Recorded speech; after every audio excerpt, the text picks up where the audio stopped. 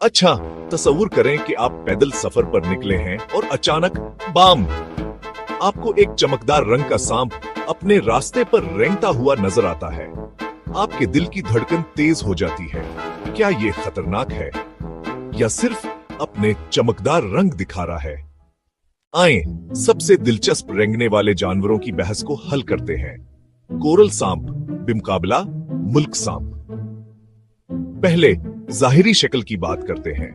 Coral और मुल्क दोनों सांपों पर सरख, सियाह और पेले या सफेद रंग की गहरी पट्टियां होती हैं।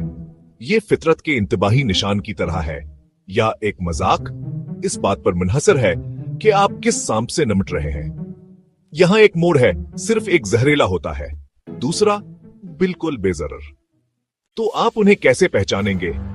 लोग एक छोटी सी नज़म इस्तेमाल करते हैं। सरख छुए पेला, मारेगा एक साथी। सरख छुए कौला, जैक का दोस्त। सादा है ना? अगर सरख और पेली पट्टियां आपस में मिलती हैं, तो आप गालिबन एक जहरीले कोरल सांप को देख रहे हैं। अगर सरख काले को छूता है, तो ये एक मुल्क सांप है, सिर्फ भीस बदलने का माहिर।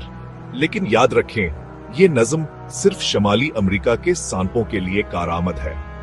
फितरत हमें अंदाजे लगाने पर मजबूर करती है।